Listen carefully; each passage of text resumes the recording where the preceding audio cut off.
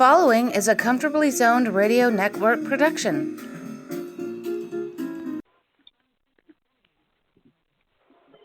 Thank you, Tally Olson. We are back. New York Mets baseball in the zone. I'm Ralph Tyko with the Comfortably Zoned Radio Network. Two of the three maidens are with us. Robert Cole is an absentee. May join us later. The Rose Brothers, Marty and Barney. First, Marty, how are you? Doing okay, Ralph. Enjoying a couple of games, especially. Big change. They were the two best games of the year, if not the best games, the most significant games. Barney, how you doing? Doing okay, doing all right. Okay. Ready to fire it up here. I'll do my best to fire it up. I think today was significant in the fact that McGill Robert is I'm here. Robert Cole joins Marty and Bernie Rose. We got the whole crew together talking Met baseball. And I was just saying, Robert, that I think today's game was the most significant, even though double comeback yesterday looked great and all that. But McGill's pitching gives reason for hope. Add him to Scherzer, Lander. I'm good at names. And the Japanese kid who doesn't even have a name in my head yet. That's who's been pitching well consistently.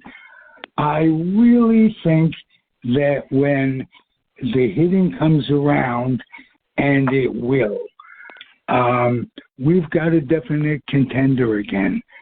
And I'd like to hear your reaction. You joined us late, Robert, so you're up first. Well, yeah, I mean, there's room for optimism. The pitching still has to come around. We have to see what Carrasco brings to the table. I think he's pitching tomorrow night. Is that correct? Yeah. Okay. And but there's like we mentioned to you guys offline. There's some concerns coming up now how they're going to use their young players, and I have concerns about that because before they brought Vientos up, Billy Epler, the general manager, said that they were not going to be brought up to become designated hitters. And then today, when Buck was asked how come Vientos didn't play, he said, well, I can't play two guys at third base. So that's telling me that they plan on platooning Beatty and Vientos. And I think that is totally wrong. And both those guys need to be playing almost every day. So, yes, there's optimism, but, there's also a possibility that they're going to screw this all up, too. Right. Surprised me to see Escobar at second yesterday. Yeah, Escobar was at second today also. Again, it's a head scratcher. I thought when Guillorme got sent down, they were going to bring up Mauricio. And Mauricio would play second base. McNeil would play left field. And my thought was that when they brought Vientos up, Vientos would slide into more or less Tommy Pham's spot, as the right-handed DH, sometimes play first base, sometimes play third base. And that doesn't seem to be what they're planning on doing. Well, do you think that Epler and Buck are on the same page? Based on what you said, there's a doubt in my mind. No, they seem to be on the same page. Epler said they're not going to become DHs, and Buck, by saying, well, I can only play one guy at a time at third, that tells me, they are on the same page and that they're not going to DH these guys. I mean, today was the perfect time to have Vientos DH instead of having Pham in right field and, Vogelback DHing. Right. Are they coming close to cutting the cord with Vogelback based on numbers? I would hope so, except that he is a favorite of Buck's.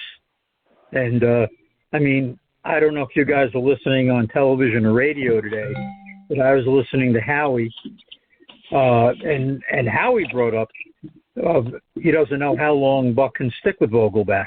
Now, when Howie Rose is bringing that up, that there's a problem.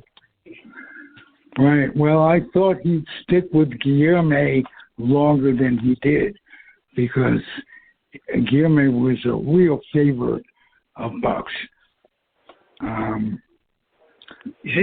Guillaume had options left. And the cleanest way of doing this was to option Guillaume. That way you're not really being forced to DFA anybody at the moment.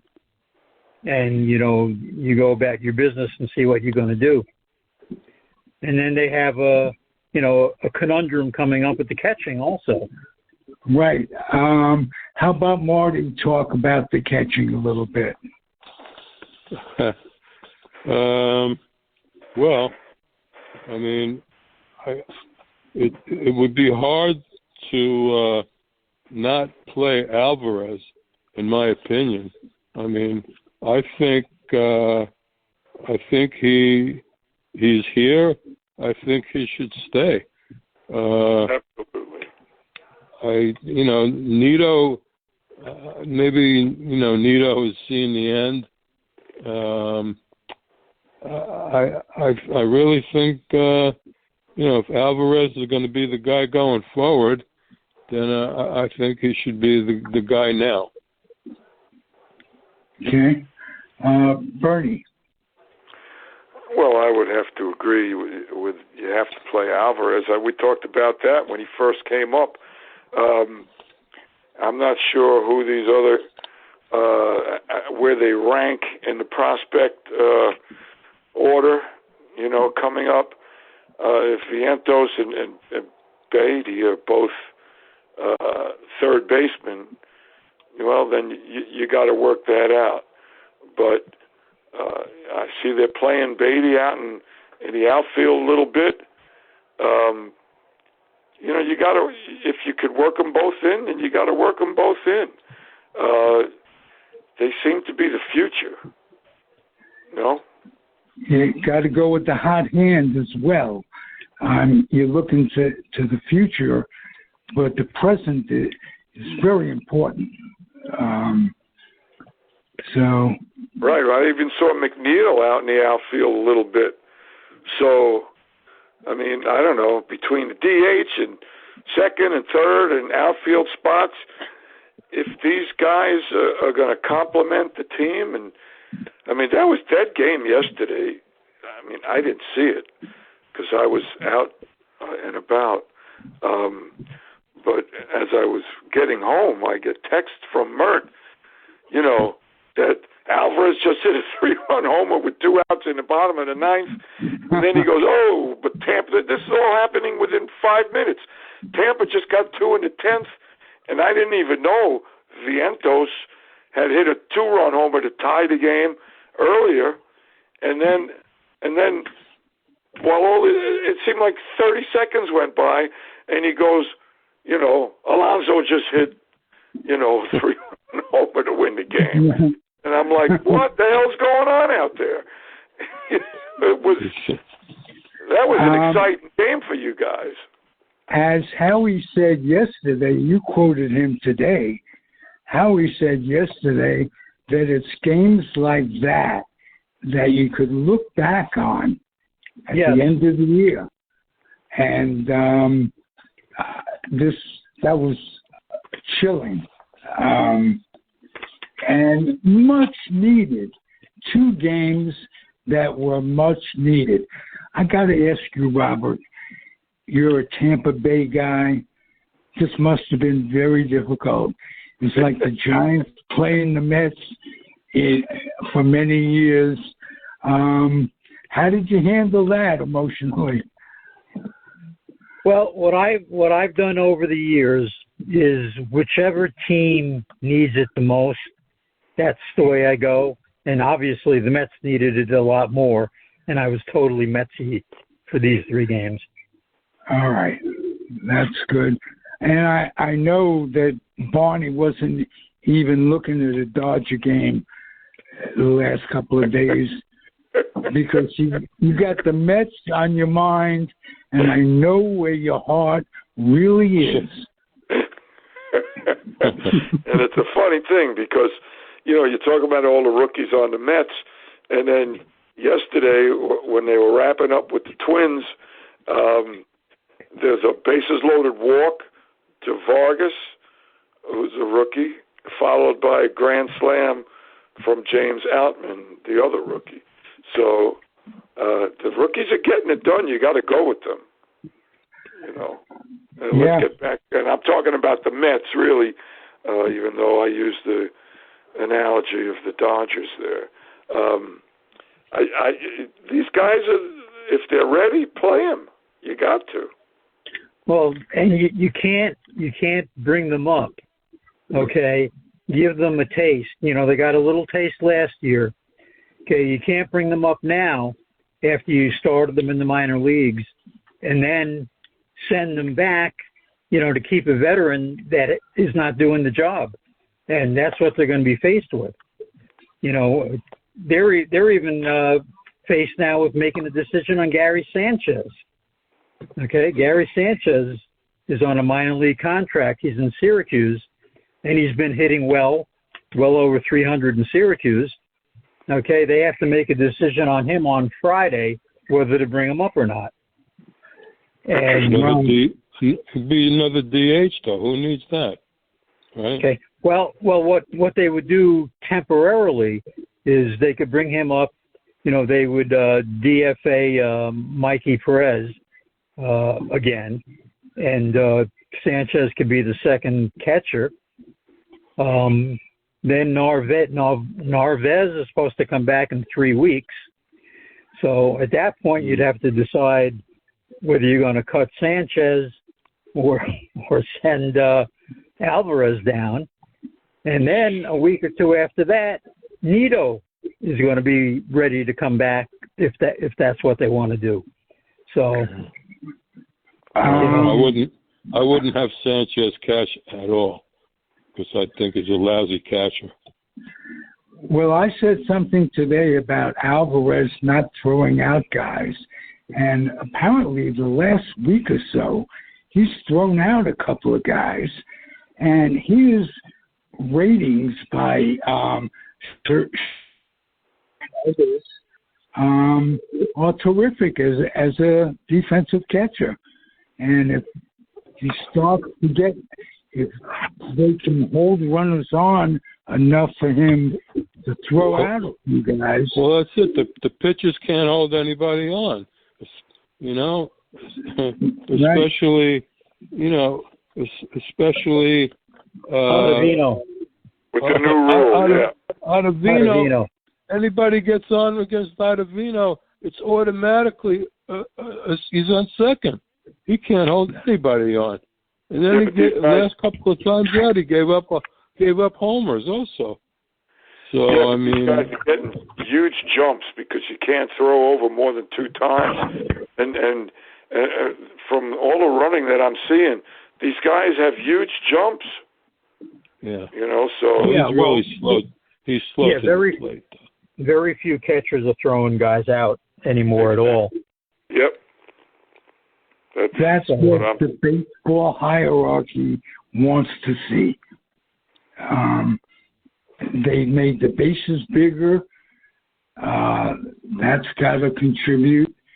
A quarter of an inch, 2 inches, that's a step sometimes. Oh yeah.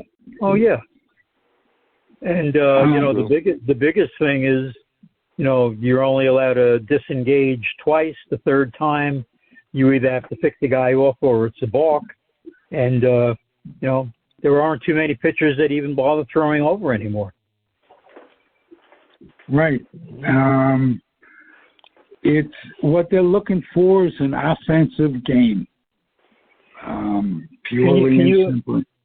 Can you imagine Roger Craig, who used to throw over 10 or 12 times in a row, pitching under these rules? Right.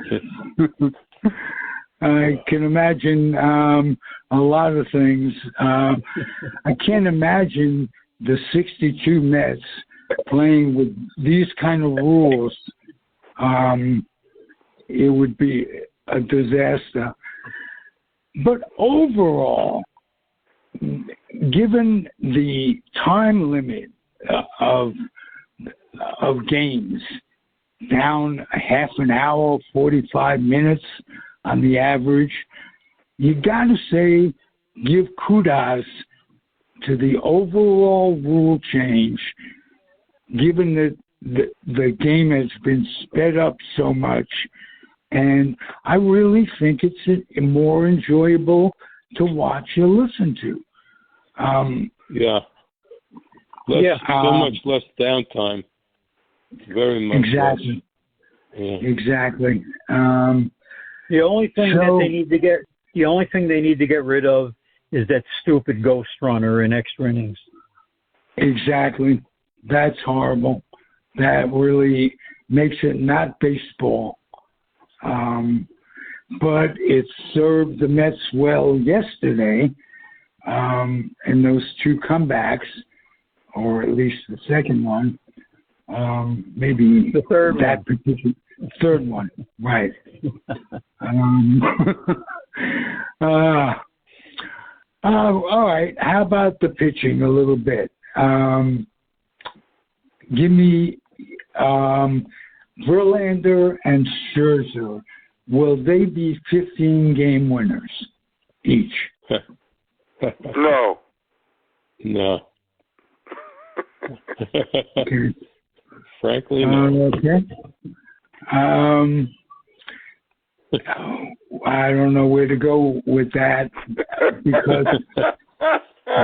Well, it's almost June already, and how many wins do they have? One each. I'm not even know. Scherzer has one. I think he's got one, right? That's going to be hard. They're going to have to get real hot for them to win 15 games. Well, anything's possible, I suppose. At this point, I think we'd be happy with them winning 15 between them. Well, that's not good. You don't want that. No. How about the bullpen? I don't know.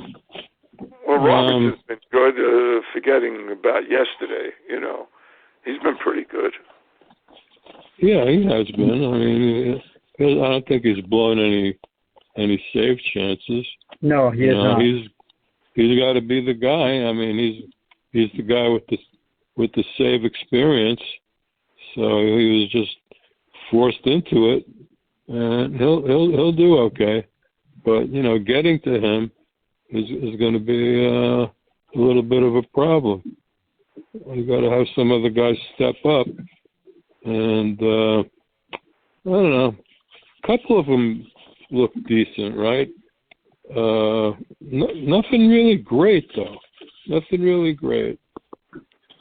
But given that Diaz went down, they're in a better position than we thought they'd be at this point, bullpen-wise. Yeah, I think so. You're right. I agree with that. I'm just trying to find a little optimism, and hey, they just won two in a row. Be optimistic. I am. My voice doesn't show it. That's all. Rayleigh is decent. Smith is decent. Brigham is decent. I don't know.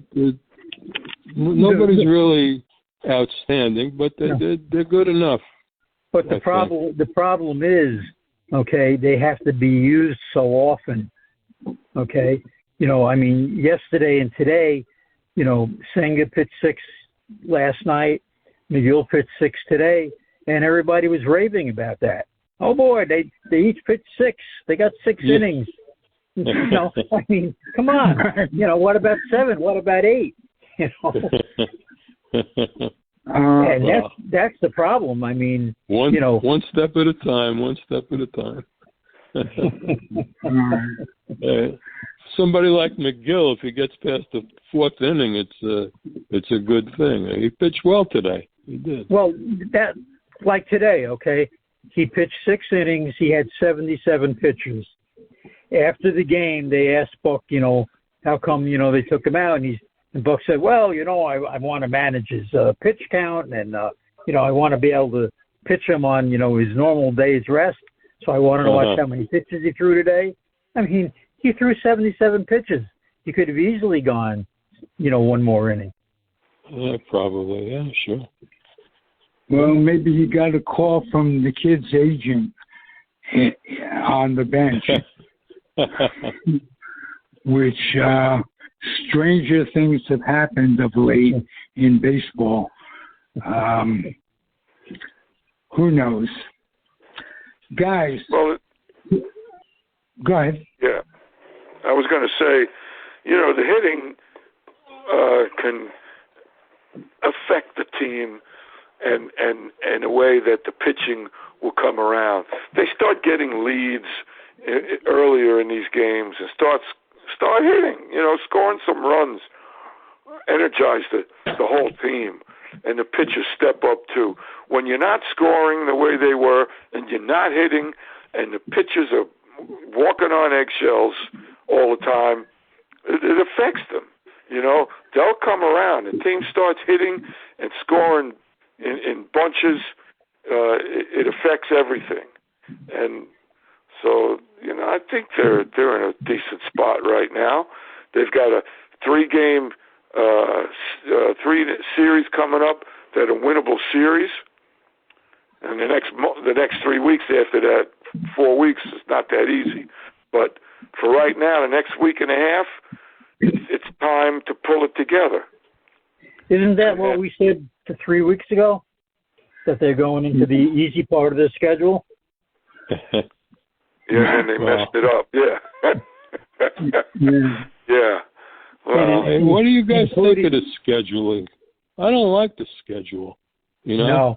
With this playing everybody, there's too much traveling, and not enough games against your own division. I really don't like it. I don't. Well, from you know what they're doing. Competitive standpoint, it can't be beat. You can't complain about the league, the division being a tough division, and this, that, and the other thing. And I disagree with you. I like the idea of an even playing field. Just too much traveling, in my opinion. That's all. And they're also working towards no leagues. Okay, they're not going to have an American League. They're not going to have a National League. Okay, it's just going to be wide open. I for one don't like that. Well, what I would like to see down the road is the same setup as the NFL has. Four teams in each division, and 4 divisions in each league, and that they'd have to add 2 more teams, which is easily done. But if they get 32 teams, they can do that, and I think that would be good. Interesting. Yeah, if that's what they're going to do, I would agree with that. But there's been some talk that they're going to do away with the American League and the National League entirely, and just break it into geographic things. You know, like have the Yankees and the Mets in the same bracket and things like that. That was crazy, though. I would not like that. That's fucking up tradition completely. I don't know. I like tradition in baseball. I don't know. Yes, me too. Yeah. Absolutely. I mean, the Dodgers would not be having any rivalry with the Giants and the Padres and the Diamondbacks anymore. Even the Rockies. This has been a division. These teams have been playing each other for years. I mean, talk about the Dodgers and the Giants. I mean, that's a long time. But but still, that would be crazy. And then there's the devil's advocate. You got San Diego and the Dodgers in a pretty good rivalry. You got the Dodgers and the Angels are a natural rivalry. Yeah. So that's and the A's movement fucks everything up, because when both teams were going well, vis-a-vis 89, they were drawing 3-4 million people a year. And I can't believe, given the Bay Area and the richness of the Bay Area, that it won't come back to haunt for driving the A's out of town. Because when one team does well, the other team does well in terms of generating excitement and rivalries and this, that, and the other thing. And I really am pissed that the A's are moving.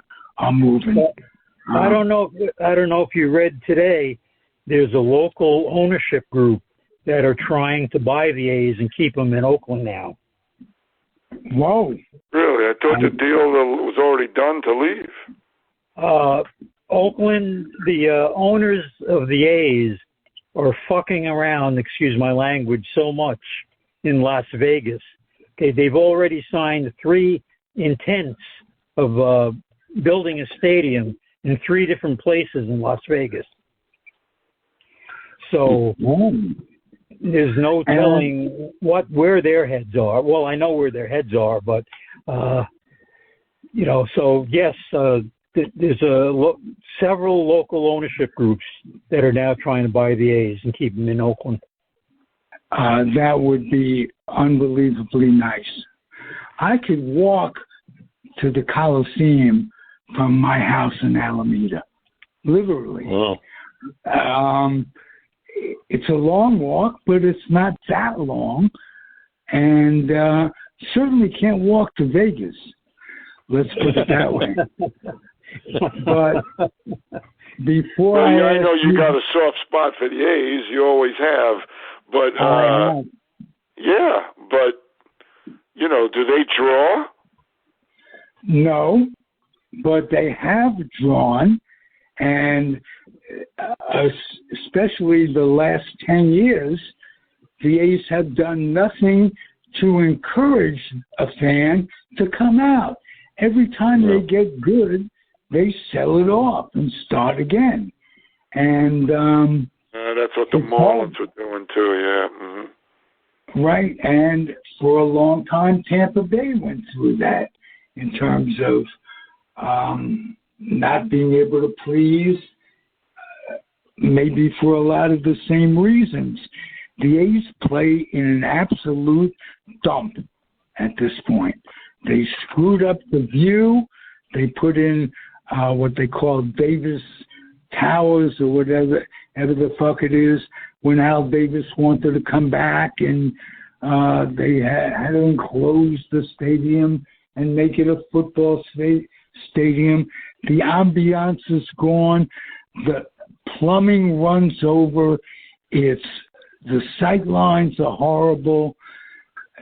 They need to go somewhere. But that doesn't mean they can't come to. And another thing, the government of Alameda and Oakland, Alameda County and Oakland, have screwed it up with the Warriors. They're gone, and the Raiders, they're gone. So they don't really have an inclination to do anything. So maybe, and boy, that really gives me hope, knowing that there are potential buyers, and it could go, and that'd be nice. That'd be nice. Hey guys, I want to give you one name, and before we go, and I want you individually to tell me that he's not one of the 4 or 5 keys to the way the rest of the season is going to go. Marte, start with you, Mert. Well, he hasn't had an extra base hit in over a month, and he didn't play today, day game after night game. There's got to be something wrong with him. They definitely need his bat. When he was batting second last year, he was doing great. Now they dropped him down because he's not hitting, and today he didn't play at all. So yeah, he's very important. He's very important, and it's definitely gonna hurt if he doesn't get his act together soon. Bernie. Yeah, I would agree. I mean, how long do you wait? I mean, if you got these young guys, or you're going to move McNeil out there, or put one of the young guys out there, how long do you wait for him to turn it on? The middle of June? That's another 4 weeks. You would think he could turn it around. He is important, but if these young guys are going to hit, then I don't know. I don't know what you do. Okay. Robert. Yeah, he absolutely is important. He was out today because he got hit in the hand last night with a pitch. If you think back, he got hit in the head about 6 or 8 weeks ago, and he hasn't been the same since. And I don't know, if that has anything to do with it, but, ever since he got beamed and he was out for a little bit, he's had a lot of injuries. But, yeah, he's very, very important. And hopefully to get him healthy and he can get back to what he is. I mean, he signed for 2 more years after this year. All right. Now, speaking of getting hit, I think the Mets have been hit more in the last year and a half than any team in baseball. And there have been times when I wondered, should there be a rhubarb? Should Showalter just leave them out there and either kick some ass or get kicked, but show pitches that they can't really throw at these guys? And there has never been a retaliation. I remember at the beginning of last year, there were like 20 days in a row where these guys were getting hit. And I wonder if that would have made a difference or would make a difference. Just sometimes you got to stand up. Well, ironically, this year the Mets have hit the most batters of any other team. Oh, okay. They have been hit the most, and they've hit the most. Okay, so that's retaliation, and that'll have to do in today's day and age where everybody has the same agent, that kind of thing. So it's a player-friendly world that we have. Let's put it that way. Guys, terrific show. Love hearing your voices. Love hearing your commentary. And I learn something from you every week. So I'm sure the audience appreciates it. And keep it up. We'll do it again in a week or two. And let's all be here like today. It's nice to have a full booth. How about that? Yep. Good. Thank you for listening, everybody. Comfortably Zoned Radio Network. Marty Rose, Bernie Rose, Robert Cole, and the weak link of it all, Ralph Tyko. And I just want to say adios and happy trails. Adios, muchachos. Yeah. Well, I haven't heard that in a long time. we might have been standing at Jack and Manny's candy store when I last heard that. I wish we could go in and get an egg cream right now. I'll try to have the time machine by next Thursday. How about that? All right. Sounds good. I'll do the best I can, but doing the best I can got us here. So absolutely. All right, guys. Bye. All right. Bye. Good night. The proceeding has been a Comfortably Zoned network production. You are advised to keep your dreams wet, your humor dry, your children and grandchildren out of military recruiting offices and off the laps of clerics who wear dresses. Thank you for listening, everyone. Happy trails.